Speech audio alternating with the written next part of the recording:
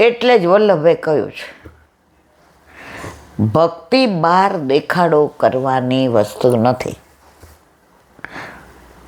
જો હમણાં ઓલા બેન આવ્યા,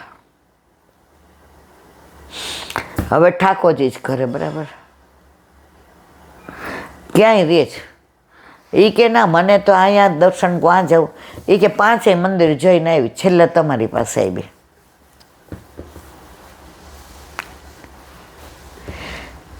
પોતાના ઘરે પોતાના માથે બિરાજતા ઠાકોરજીને છોડી હજી આપણું ચિત્ત કેમ આ બધામાં ભમે છે?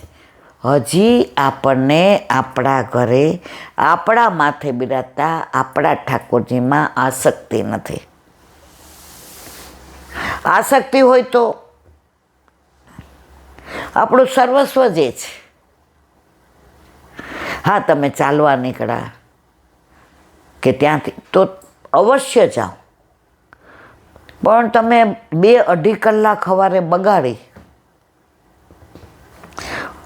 અને પ્રભુને તમે 11-12 વાગે, એક વૈષ્ણવનું ઓળખું છે, એ 12 વાગે ઠાકોરજીને જગાડે. આપણે કઈ કેમ? એ કે સવારે મંદિરની સેવા, એટલે ઘરે 11-11:30 જાઓ, પછી ચા નાસ્તો કરો, એ 12 વાગે નિરાંત. મેં તો વાહ, કેવું પડે, બહુ સરસ.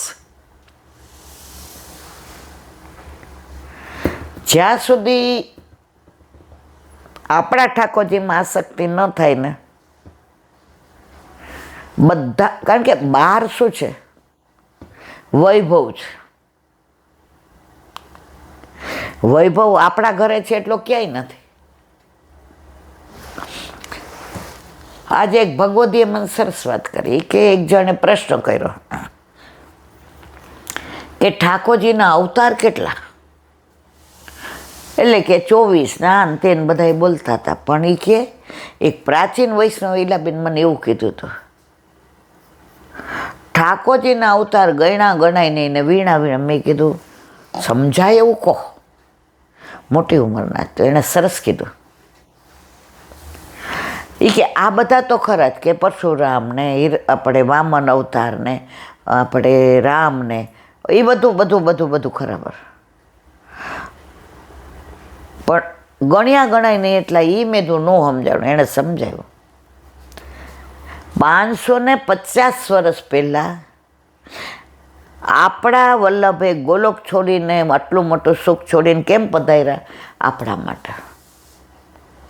બીજા કોઈનું સામર્થ્ય નહોતું કે દેવી જીવને શોધી શકે. આપણને આ પ્રવાહીને મર્યાદા એમાંથી ને કાઢીને ખેંચીને તાણીને ઓળખીને આપણો હાથ ગોવર્ધનનાથજીના હાથમાં સોંપ્યો. તો આપણા માથે એકને માથે ઠાકોરજી પધરાવી દીધા. તો જેટલાના ઘરે ઠાકોરજી પધરાવ્યા એટલા પ્રભુના અવતારી પ્રભુ થયા કે નહીં? સમજાયું? એ બધાના અવતારી પ્રભુ થયા ને, બધાય કૃષ્ણ. તો ગયણા ગણાય, વીણા વીણાય. તો આટલા અવતાર પ્રભુના છે. અને આ દેન મારા વલ્લભને. ગુરુબેન કોણ કરે એસી સખી, ગુરુબેન કોણ જો પે શ્રી વલ્લભ પ્રગટ ના હોતે, વસુધા રહેતી સુની નાતર વસુધા રહેતી સુની. તો આપણા ઘરે બિરાજે છે કોણ છે? એ સાક્ષાત અવતારી કૃષ્ણ જ છે, પૂર્ણ પુરુષોત્તમ છે. અને છતાંય આપણે ચારે બાજુ જો કળિયુગમાં બધું હોય, આપણે આપણા પગમાં મોજડી પહેરાય, બધે ગાલીચા ના બિછાવાય. અને સમજે ને સમજાવવાના, ના સમજે ઉનકે મન કી વે જાને. ઘણાને આપણે ઘણું કહેતા હોય ને, ના ના હવે કળિયુગમાં બધું તો ચાલે રાખ. ના લે ભાઈ ઈલાબેન, બિલકુલ સાચી વાત. અને આપણે સમજાવવા વાળા કોણ? અમુક વસ્તુ એવા અનુભવ થાય ને આપણને સમજાઈ જાય, અને સમજાઈ જાય એમાં જે આનંદ આવે ને એ સમજાવવામાં ન આવે. બોલો વલ્લભા ભાગવત ભગવાન કી જય. પૂજ્ય જીજીના યુગલ ચરણારવિંદમાં દંડવત પ્રણામ. દેવકીજીના 6 પુત્રોનો સંહાર.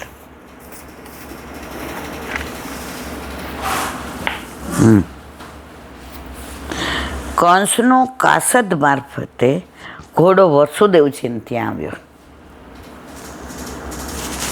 તેણે કહ્યું, વસુદેવજી, તમે તમારા 6 દીકરાઓને લઈને રાજ દરબારમાં હાજર થાઓ. વસુદેવજીને કંસના સ્વભાવની ખાતરી જ હતી. 6 માસૂમ પુત્રોને લઈને ગભરાતા ગભરાતા દેવકીજી વસુદેવજીની સાથે કંસ પાસે આવ્યા. કંસના દિલમાં જરા પણ અરેરાટી નથી. જેમ કોઈ સ્ત્રી શાક સમારવા એક જ હરોળમાં ભીંડાઓને ગોઠવે, તેમ કંસે 6 પુત્રોને એક હરોળમાં ઊભા રાખ્યા. દેવકી વસુદેવમ ચ નિગૃહ નિગણેમ ગૃહિમ જાતમ જાત મહન પુત્રમ તયો રજન સક્રય સંગયા. કંસ એકને જોતા ગયો અને વિચારતો ગયો, આ ભગવાન હશે કે આ ભગવાન હશે કે આ ભગવાન હશે. એમ વિચાર કરતાં કરતાં તેણે 6 માસૂમ બાળકોના માથા વધેરી નાખ્યા. કેવો હશે મામો કે જે માસૂમ ભાણેજોને મારતા જરાય અચકાયો નહીં.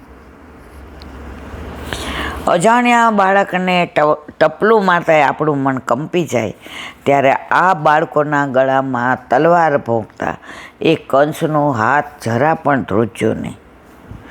ધન્ય છે દેવકીજીને, ધન્ય છે વસુદેવજીને કે આટલું મોટું દુઃખ મૂંગે મોઢે પી ગયા.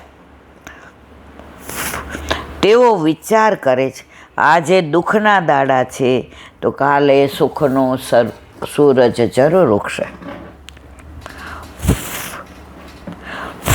મને દુઃખ પડ્યું એવું ગાણું ગાવા કરતાં દુઃખને પી જવું વધારે સારું.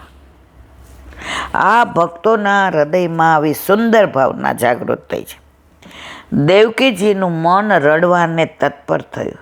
ત્યારે વાસુદેવજી સમજાવે છે, દેવકી, તું રડીશ નહીં.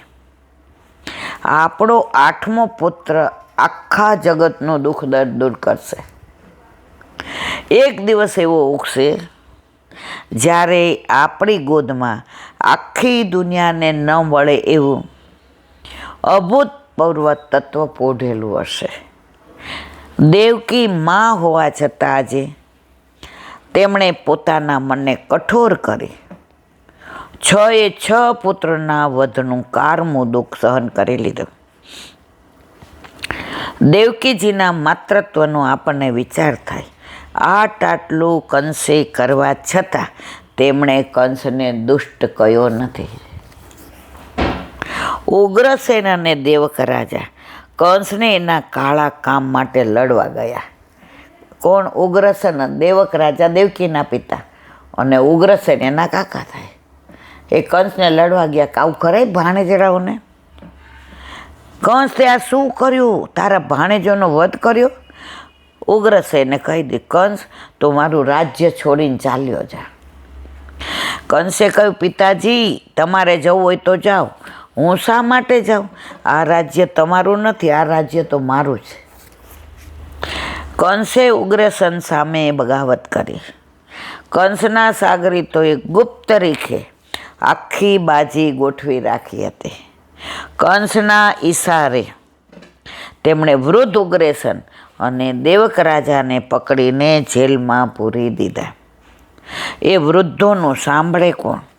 અત્યાર સુધી આખી દુનિયાને ડરાવનાર યાદવોનું ગણતંત્ર કંસની સામ્રાજ્યવાદી છાયામાં નકામું બની ગયું. કંસની પાછળ સસરાજીની મોટી ઓથ હતી. સસરા કોણ એના? કંસના? જરાસંઘ. કંસના સસરા હતા જરાસંઘ. કંસની 2 સ્ત્રીઓ અસ્તિ અને ત્રસ્તી. દુનિયાની આવી મોટી ભેખડ કંસની પાછળ હતી. પછી તે આવા દુષ્ટ કાવતરામાં સફળ થાય એમાં નવાય છે. ઉગ્રસેનમ ચ પિતરમ યદુભોજાનકાધિપમ સ્વયં નિગૃહ બુભુજે શૂરસેનાન મહાબલ. કંસના રાજ્યમાં સરમુખ હથિયાર થાય. એકનું ચાલે એટલે પછી સરમુખ હથિયાર થાય. અત્યાર સુધી ત્યાં લોકસત્તા હતી. હવે એક મોટો સરમુખ હથિયાર રાજા સિંહાસને ચડી બેઠો. ગણતંત્રનું બધું બંધારણ ફગાવી દીધું. જે કોઈ પ્રશ્ન કરે તેને જેલમાં પૂરી દેવાના. અને હવે એના રાજ્યમાં કંસને ગમે તે સારો અને કંસને ન ગમે તે ખોટો. કળિયુગમાં અત્યારે આવું જ ચાલી રહ્યું છે. કોઈ ખોટું કરતું હોય અને એનો પ્રભાવ હોય, એને બધા સાથ આપે એટલે એ ખોટું સાચું બની જાય. અને સાચાને કોઈ સાથ ના આપે તો એકલો પડી જાય. પણ વલ્લભે કહ્યું છે અસંગ રહેવો, પણ દુસંગને સાથ આપવો નહીં. કંસની હામાં હા મેળવે તે સારો અને એની મરજી વિરુદ્ધ બોલે તે ખોટો. દુનિયામાં જ ચાલી રહ્યું છે અત્યારે બધે. આમ થવાથી યાદવોના માથાપુર દુઃખના ડુંગર તૂટી પડ્યા. આખું યાદવ રાજ્ય છિન્ન ભિન્ન થઈ ગયું. શ્રી ભાગવતજીના પ્રસિદ્ધ ગ્રંથમાં એક અધ્યાય નથી. એ અધ્યાય બહુ વર્ષો પહેલાંની એક જૂની હસ્તપ્રતમાં મળે છે. તેમાં કંસની ઉત્પત્તિનો પ્રકાર બતાવવામાં આવ્યો કે જે પુત્ર પિતાની સામે આવી નીચતા આચરતો હોય એ પિતાનો અંશ જ ના હોય. એટલે કંસ એકચ્યુઅલ ઉગ્રસેનનો પુત્ર જ નથી. એમાં આખી વાત આવે છે. હમણાં આવશે, નહીં આવે તો હું કહું છું. શાસ્ત્રમાં કહ્યું છે કે જે પુત્ર પિતાનો દ્વેષ કરે તેને અન્યના વીર્ય ન જાણવું. એની માં ભલે એ જ હોય, પણ એની માના નાજાયજ સંબંધો બીજા સાથે હોય એનાથી ના.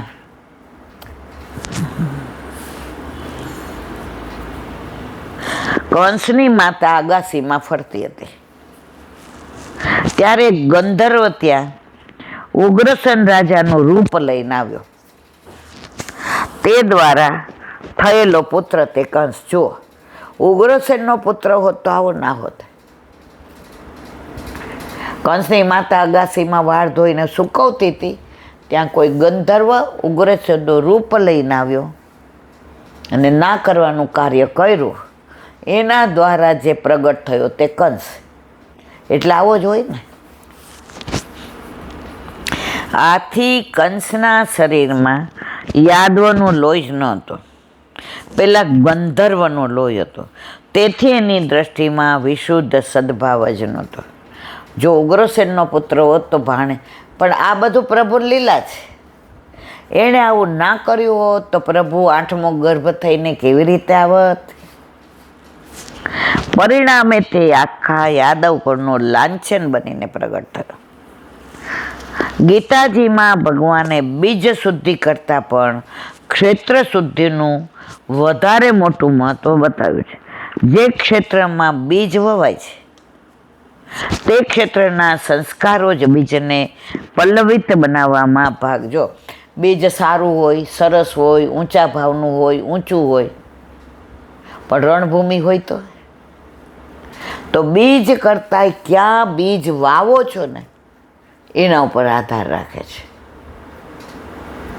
તો આ માં ભલે એની શુદ્ધ હતી, પણ આ ગંધર્વે આ ધંધો કર્યો ને એટલા કંસ આવો થયો. એક ક્ષેત્રના સંસ્કારો બીજને પલ્લવિત બનાવવામાં ભાગ ભજવે. શ્રી સુખદેવજી હવે 10મ સ્કંધના 2જા અધ્યાયમાં પરીક્ષિત રાજાને મથુરા મંડળનો બદલાઈ ગયેલો તકતો બતાવે છે. કાલે આવશે કંસની વ્યગ્રતા અને પ્રભુના અવતરણની તૈયારી. બોલો વલ્લભાધીશ કી વ્રજ વિહાર. વ્રજ વાલું રે વૈકુંઠ નહીં આવું. વ્રજ કોને વાલું ન હોય? જોકે ઘણાને આપણે પૂછીએ ને આવું છે, અમે જઈએ છીએ એકવાર. હા, મેં કીધું તો બરાબર. જ્યાં વારંવાર જવાનું મન થાય ને તો સમજી લેવું કે વ્રજ આપણને બોલાવે છે. અને આપણે કહીએ ને એકવાર જઈએ તો વ્રજ કે છે હજી વાર છે તમારે, તમે આરામથી ને હવે આવો, તમારે હમણાં આવવાની જરૂર નથી. જો પેલા કુંવારા હતા ત્યારે મમ્મી ભેગા ગયા હતા, પછી એક બસ યાત્રા કરવા હરિદ્વાર લઈ જતી હતી, તો એમાં વચ્ચે ગોકુળ વૃંદાવન મથુરા હતા. તો ત્યારે આપણે એક દિવસ માટે ગયા, પછી ના ગયા તો ઓલા વૈષ્ણવો લઈ ગયા કે આ ધક્કાધુંબી ખાવા કામ આવશે. એ ધક્કાધુંબીમાં એવી વલ્લભે કૃપા કરી દીધી કે વ્રજય વાલું થઈ ગયું, વનમાળી વાલા થઈ ગયા, વિરજાય વાલી થઈ ગઈ, વ્રજવાસી વાલા થઈ ગયા, વન વાલું થઈ ગયું, વલ્લભ વાલા થઈ ગયા, વિઠ્ઠલ વાલા થઈ ગયા, અને આપણે એ બધાને વાલા થઈ ગયા. તો વ્રજ વાલું રે વૈકુંઠ નહીં આવું. અત્યારે આપણે મહાપ્રભુજીના 4 બેઠકોજીનું અનુસંધાન કરીએ છીએ. એમાં બડી બેઠક જે ગોવિંદ ઘાટ ઉપર છે એની ચર્ચા અત્યારે ચાલી રહી છે.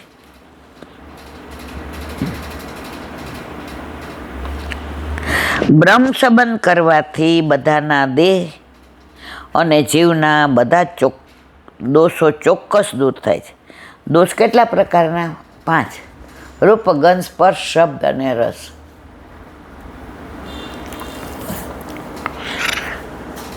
એક બેનને ઠાકોરજી પુશ કરાવત, પણ એનું વર્ણન લસણ ડુંગળી વિના હાલે જ નહીં. સવારે રોટલી વઘારે ને તો કે લસણ ડુંગળીથી વઘાર, ટિફિન લઈ જાય તો કે લસણવાળું શાક કરજો, શિયાળામાં રોટલા કરે તો કે અંદર લસણ વાટીને ના. હવે એ બેનને બ્રહ્મ સંબંધ હતો, પણ આ ભાઈને હવે ઓલા બેન સત્સંગ સાંભળે એટલે એના વરને કે મારે બ્રહ્મ સંબંધ તમને, એ કે મારે લેવું નથી, જોજે હાલી નો નીકળતી, એવા લસણ ડુંગળી વિના મારે 1 મિનિટ નું હાલે. એ કે હું નાનો હતો ને ખસ હતી ને તો ના પાડીને ડૉક્ટરે તો છાનું માનો ખિસ્સામાં રાખતો લસણની ચટણી, ભલે ડાઘા પડી જાય. એટલે એ તું વાત ન કરતી. હવે આ બેન મૂંઝાણા, એણે વિચાર કર્યો. એ કે 8 વાગે ઉઠે છે, 9 વાગે નાસ્તો કરું આનો, અને 10:30 ટિફિન લઈને નોકરીએ જાય છે. કે તો સવારે ઘરમાં વાસ આવે લસણ ડુંગળીની, એના પહેલાં મારા રૂમમાં ઉપર મારા ઠાકોરજીને હું, એટલે એણે ગુરુદેવને કીધું એ કે સારું દૂધ મિશ્રીના, પણ એ કે તમે ઉપર રાખજો, કારણ કે સારું. હવે બેને ઠાકોરજી પુષ્ટ કરાવ્યા. એનો વર 8 વાગે પહેલાં 7 વાગે તો નીચે આવી જાય, દૂધ ને મિશ્રીને, સૂકો મેવો ને લીલો મેવો ને એકાદ કીર્તન ગાય ને.